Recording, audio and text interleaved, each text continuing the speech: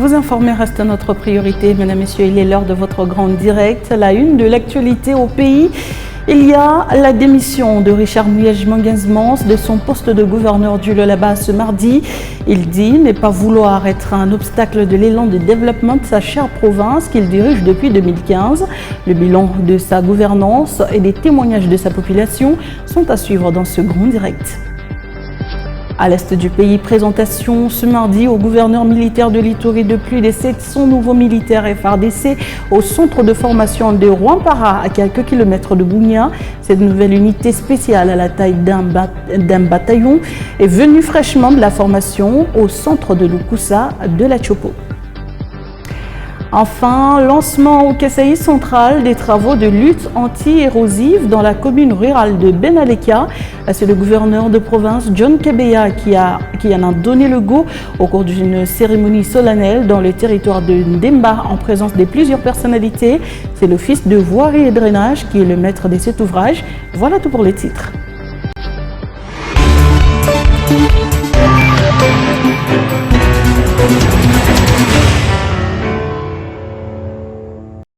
Bienvenue, mesdames, messieurs, à cette session consacrée spécialement à la démission du gouverneur du Lualaba, Richard Muyej-Manguez-Mons. Nous allons l'ouvrir par la capitale, en mission de service officiel dans la capitale de l'Hongrie.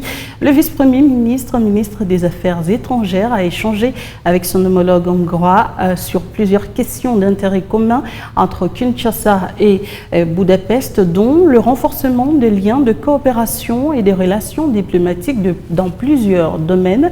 À cette occasion, Christophe Lutundula n'a pas manqué de dénoncer l'agression de la RDC par le Rwanda sous les labels du M23 et la violation par Kigali de plusieurs initiatives tendant à ramener la paix entre les deux États, mais surtout dans la sous-région. Des détails dans ce reportage de la cellule de communication du vice-premier ministre, ministre des Affaires étrangères.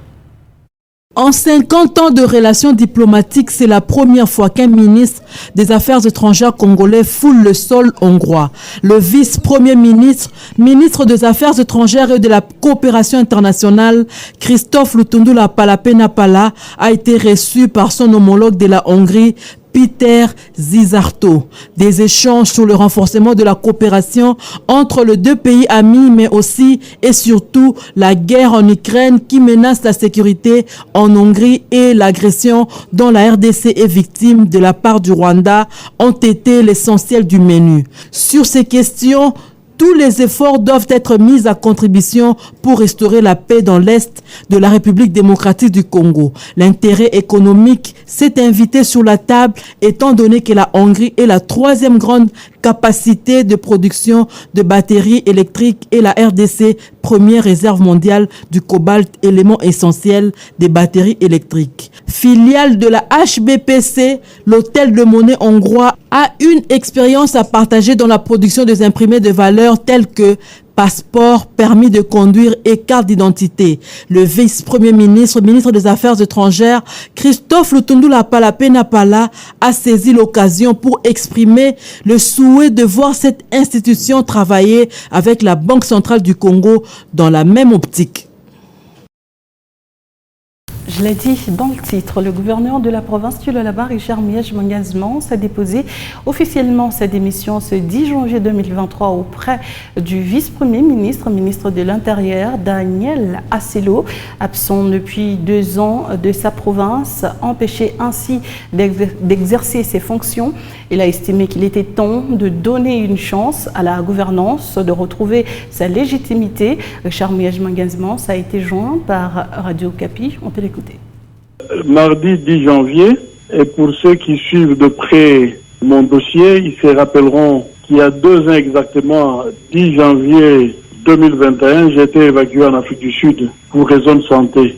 Ça fait 2 ans que je suis loin de ma province, 2 ans que ma province tâtonne, 2 ans que ma province peine à soutenir l'élan de relance. J'estime qu'il était temps que j'arrête. Je ne sais pas exercer mes fonctions à 2000 km de ma province. Il était temps que j'arrête et que je donne la chance à la gouvernance de retrouver la légitimité à travers des élections libres et transparentes pour qu'enfin les bases de relance soit consolidée. Je ne voudrais pas être l'obstacle de développement à une province que j'aime beaucoup. Donc c'est en toute liberté que j'ai déposé ma démission. Les dossiers se poursuivent normalement et je suis serein. Je vais répondre à différentes invitations et je suis prêt. Je suis un homme politique et je me prépare à tout. Le gouverneur du Lualaba a remis ce 10 janvier la démission de son poste au ministre congolais de l'Intérieur, Richard Mouyej, entend par cette décision permettre à la gouvernance de la province du Lualaba de devenir légitime. Certains Lualabais disent dans ce récit de Linda Kalinga Mugangu ce qu'ils pensent de cette démarche. La décision de Richard Mouyej de se retirer de la gestion de la chose publique à travers la province du Lualaba est différemment perçue par les Lualabais, toutes catégories confondues. Cette démarche est un acte de bravoure pour certains et la loi en la matière doit être respectée. Tom Dior et Jean de la Pembango. Salue sa démission du fait qu'il a bien choisi le moment, qu'il ne pouvait pas laisser la province dans les chaos, partant de l'article 160 de la loi sur la libre administration de province. On voudrait que lorsque le gouverneur titulaire démissionne, le gouvernement doit l'accompagner. On ne doit pas encore nous laisser vivre dans cette illusion où on nous dit que non, je suis gouverneur full. Non, non. Donc ça, pour nous, c'est une leçon de grandeur d'âme, de grandeur d'esprit qu'il vient de nous démontrer et il prouve à suffisance que c'est vraiment un homme politique et qui nécessite d'être suivi comme modèle et icône en politique en RDC. Le moment n'est pas bien choisi, pense Victor Kazad. Parce que c'était un gouverneur visionnaire. Mais à ce jour, démissionner, cela peut entraîner un certain dysfonctionnement des institutions. Vous voyez, et quelqu'un qui a sa propre vision, ipso facto, il démissionne. On sent qu'il y a un certain dysfonctionnement. Les élections déjà de 2023 se pointent à l'horizon et il ne pouvait pas choisir ces moments pour démissionner. L'Assemblée provinciale du Lualaba, ayant plusieurs fois remis en cause la gestion du gouverneur, est appelée à se ressaisir et à jouer correctement son rôle. L'Assemblée est là, vous avez vu tout ce qu'il y a eu comme blague, tout ce qu'il y a eu comme décision prise, avec légèreté bien sûr, et une Assemblée qui se prononce sur une histoire sans pour autant entendre les deux parties. Donc on a compris carrément que cette histoire a été inféolée, ça a été monté de toutes pièces. Mais pour cette fois, nous sommes très regardants, nous sommes très déterminés à leur faire voir que la province nous appartient tous. Elle n'appartient pas à une catégorie de gens qui peuvent se jouer de nous comme ils veulent, qui peuvent faire tout ce qu'ils pensent. La nouvelle sur la démission du gouverneur Mouyej a aussi causé de la peine à d'autres Lualabais qui ont requis l'anonymat.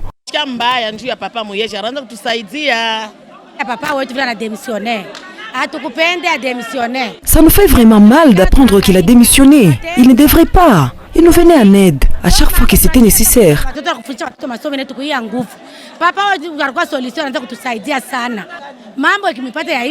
Papa Solution était une vraie solution pour nous.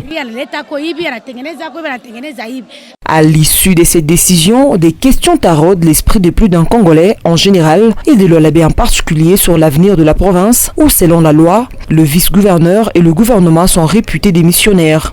Pour rappel, l'affaire Mouyej a connu plusieurs rebondissements et ceci en violation de loi en la matière. Après 2 ans bloqué en dehors de sa province, Richard Mouyej a enfin déposé sa démission du poste de gouverneur du Lualaba. Les raisons évoquées, il ne veut pas être un obstacle de l'élan de développement de sa chère province qu'il dirige depuis 2015. Parlant de développement du Lualaba, quel bilan dressé de la gouvernance de Richard Mouyej Manguez-Mons? Sylvain Kantolomba, analyste socio-critique, et Trésor Chikambi, député provincial du Lualaba, s'exprime dans ce long format signé d'Orsem Tabiav. Happy.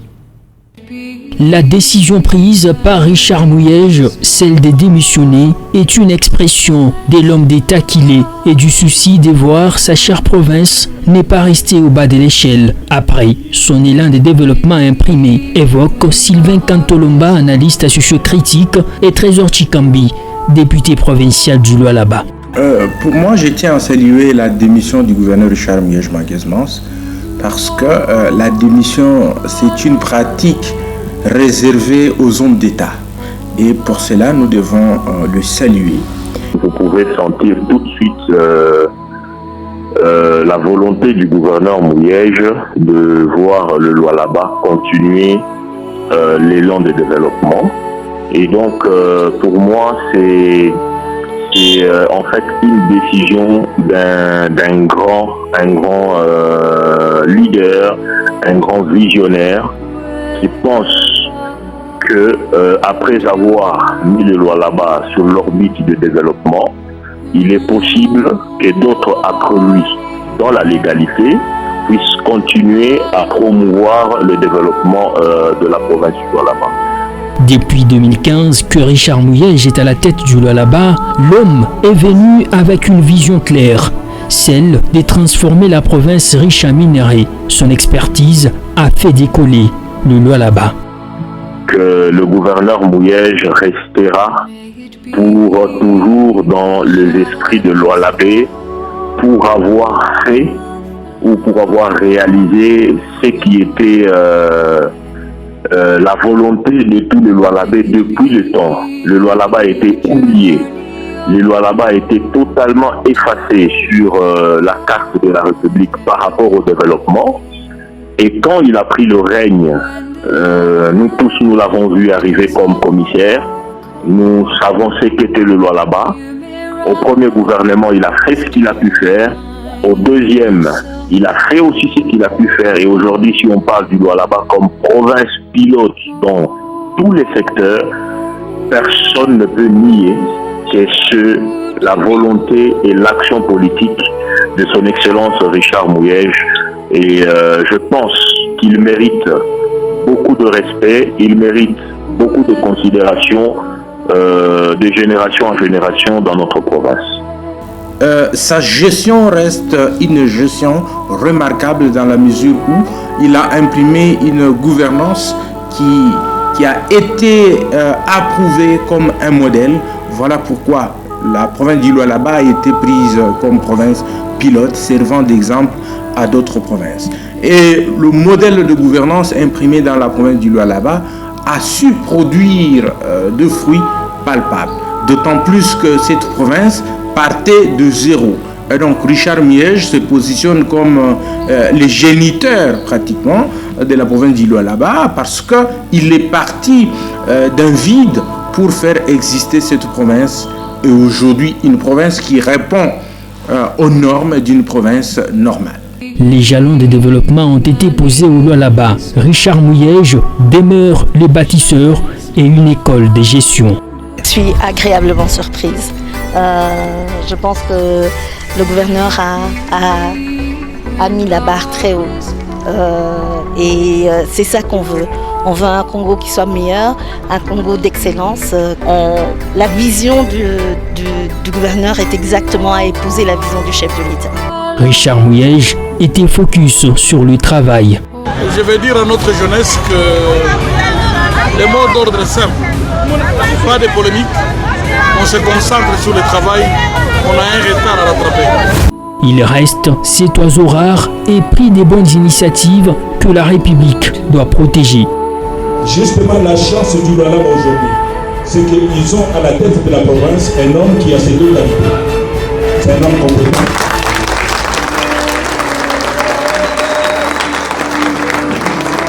C'est un homme compétent et c'est un homme honnête. Honnête pourquoi? Parce qu'il a compris le principe selon lequel l'argent du trésor public doit servir à la communauté. Le bâtisseur a rendu le tablier, mais ses œuvres restent inoubliables, l'un de ses objectifs qu'il poursuivait. Nous tenons après notre passage que nos enfants et les petits-enfants disent qu'il y a eu une génération de bâtisseurs. C'est dans cette condition que même dans nos temps, nous serons à l'aise. Mais partir et ne rien laisser, juste des slogans, non, c'est tout sauf nous. Le pionnier Richard Mouyej a su imposer son modèle de gestion. Parti en 2020 pour des raisons de santé, l'homme reste bloqué à Kinshasa et l'élan de développement imprimé au Lualaba tombe. Sa vision laisse place au folklore, a conclu Sylvain Cantolomba. Après l'annonce de la démission du gouverneur Richard Mouyej, la société civile Initiative de bonne gouvernance et de droits de l'homme IBGDH a salué l'élan de développement imprimé par Richard Mouyej Mangenzmans depuis 2015. Suivez le coordonnateur Donald Kambola dans cet extrait choisi par Dorcem Teb. Il faut dire que l'homme a fait son temps Il a trouvé la province dans un état qu'il était. Il a pu contribuer de façon assez significative et visible.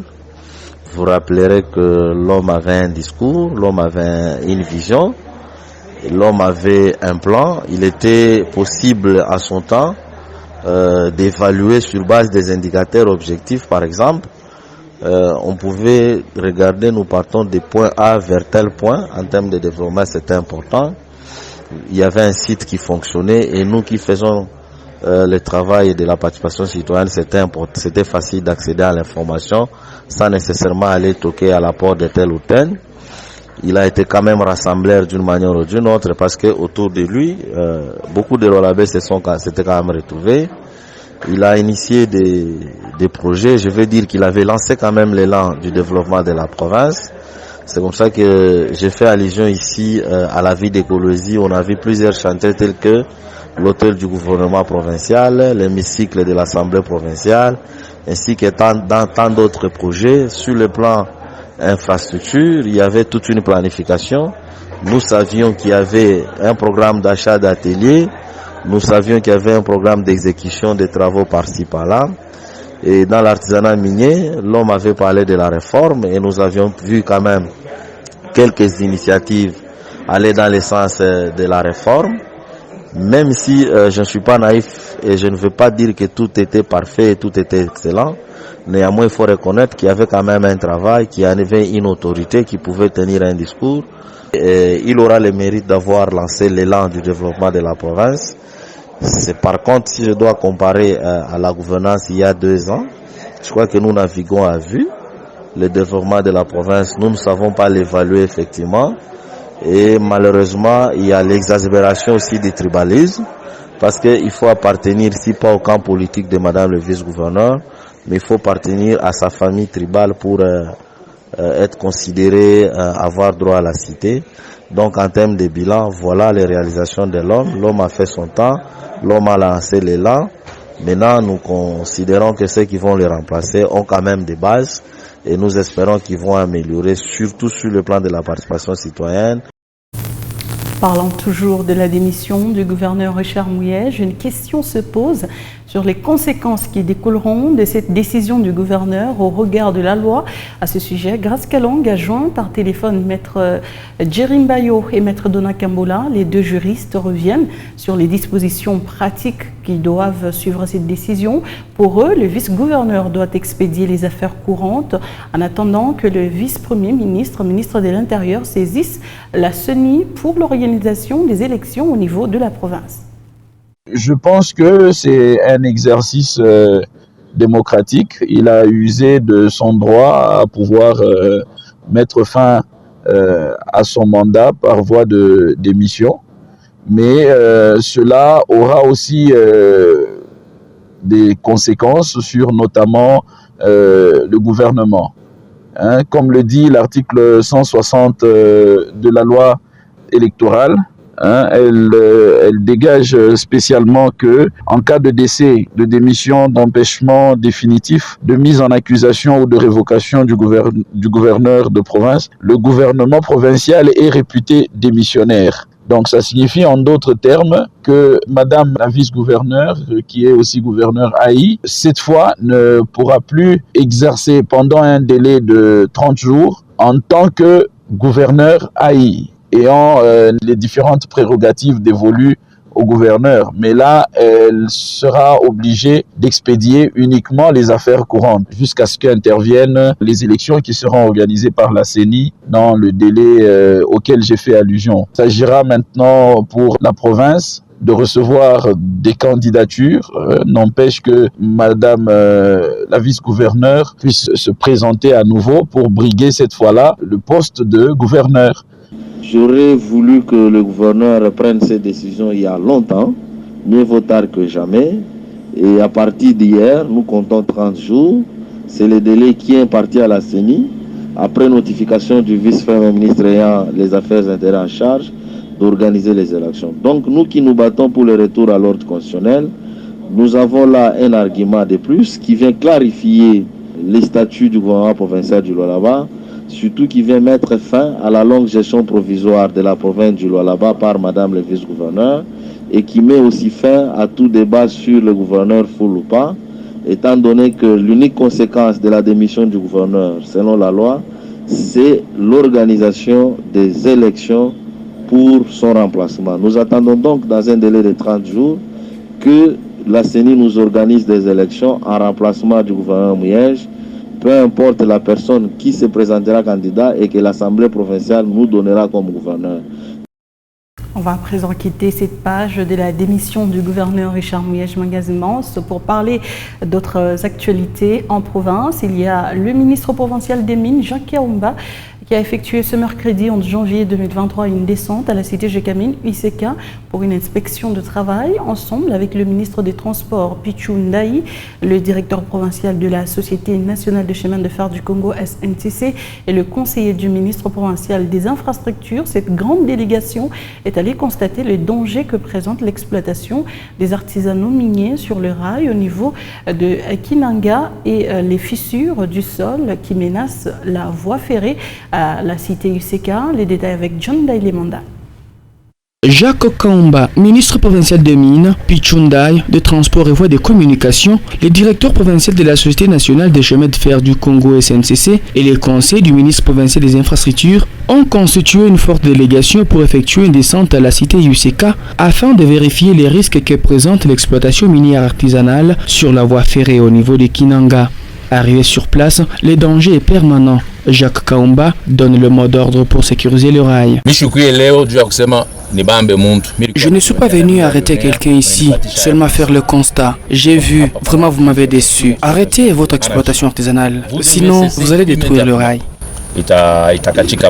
Ces artisanaux miniers ont reconnu leur exploitation frauduleuse et ont demandé l'implication du ministre de Mines pour leur trouver un autre site d'exploitation. Jacques Kaumba a ordonné un recensement de ces artisanaux miniers. Vous êtes à combien? S'il vous plaît, prenez les dispositions pour enregistrer ces gens. On doit chercher où les amener. Après cette étape, la délégation s'est dirigée vers la gare Kasombo de l'UCK pour constater les dangers que présentent les fissures jusqu'à l'installation de l'entreprise Métalcol. Ça s'ouvre facilement et même de l'autre côté, c'est vraiment inquiétant. Pour le bien-être de la population, ces autorités feront rapport à l'autorité provinciale, chacun dans son secteur, a souligné Jacques Kaumba, chef de la délégation après constat. Maintenant, c'est de la voie ferrée au niveau du site de Kinanga. Et par la même occasion, nous avons été au niveau de la gare SNCC, la gare Kasombo, pour nous imprégner aussi de la menace, mais qui est naturelle. Vous avez vu, vous avez les images. Et nous avons profité aussi de la même occasion pour passer du côté Métalcol, comme c'est la même région qui est menacée pareillement. Nous allons faire les rapports ensemble avec la SNCC et toutes les parties prenantes pour prendre les dispositions et trouver des solutions. Les secteurs de mines, des transports et voies de communication ainsi que celui des infrastructures avec leurs services techniques sont tous déterminés à trouver une solution palliative à cette situation, a renchéri le ministre provincial des Mines. Je l'ai annoncé dans le titre, démarrage au Kasaï central des travaux de lutte anti-érosive dans la commune rurale de Benaleka. C'est le gouverneur de province, John Kabea, qui en a donné le go. L'office de voirie et drainage, maître de l'ouvrage, qui avait coupé la voie ferrée Ilebo à Kananga, Lubumbashi. La cérémonie s'est déroulée dans le territoire de Ndemba, en présence de plusieurs personnalités. Les détails dans cette correspondance de Solène Toumbamoufika. Ces travaux dont le coût global s'élève à 1 500 000 $ américains sont financés par les FONER grâce au lobbying du gouverneur de province John Kabea Chikai, validé par le chef de l'État Félix Antoine Tshisekedi Tshilombo. Ce que nous faisons aujourd'hui, c'est dans l'intérêt général de notre peuple. Et la population doit surveiller ces travaux au niveau de l'exécution des travaux, que les travaux soient exécutés dans un temps record. Ils sont exécutés par l'Office de voirie et drainage dans la commune rurale de Benaleka, située à plus ou moins 120 km de Kananga, dans les territoires de Demba. Jumi Kula, directeur provincial de l'Office de voirie et drainage, qui exécute ces travaux, parle techniquement de ce qui sera fait dans ce site. C'est le problème de la gestion des eaux qui découle de construction anarchique. Nous allons capter toutes ces eaux avec des ouvrages que nous allons construire avec des sections bien définies et nous allons les amener jusqu'à l'exitoire afin que tout toute la gare soit sécurisée. Ce grand événement qui vient pallier à la difficulté en desserte des produits agricoles à Kananga se déroule en présence de fils et filles du territoire de Demba, dont le député national Rombo Kalombo Chinkenke, qui remercie le numéro 1 de la province du Kassai central pour son sens élevé d'écoute aux cris de détresse de sa population. Notre mission, c'est de voir nous-mêmes avec nos yeux si ces travaux vont être réalisés. Et en félicitant le gouverneur John Kabeya qui s'est déplacé lui-même pour lancer ces travaux, je crois et je suis certain que ces travaux seront lancés. Il faut rappeler que cette voie ferrée, Ilebo-Kananga-Lubumbashi, a été coupée en deux parties en date du 2 novembre 2022 par une gigantesque tête d'érosion qui avait interrompu l'acheminement des produits vivriers vers Kananga et ses environs. À l'est du pays, plus de 700 nouveaux militaires et FARDC ont été présentés au gouverneur militaire de l'Ituri ce mardi 10 janvier au centre de formation de Rwampara, à quelques kilomètres de Bunia. Cette nouvelle unité spéciale à la taille d'un bataillon est venue fraîchement de la formation au centre de Lukusa de la Chopo. Le gouverneur militaire a assisté à la démonstration des tactiques militaires et techniques de combat développées par ces éléments avant leur déploiement sur les terrains. Marcus Jean-Loïca.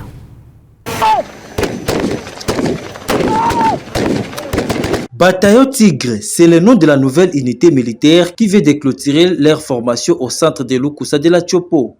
Plus de 700, ces éléments sont désormais disponibles à rejoindre le front dans la traque des groupes négatifs actifs dans la province de l'Ituri sous état de siège. Ils ont démontré de quoi ils sont capables devant le gouverneur militaire et le membre du comité provincial de sécurité au centre de formation de Rwampara à quelques kilomètres de Bunia où de nouvelles tactiques et techniques de combat ont été dévoilées.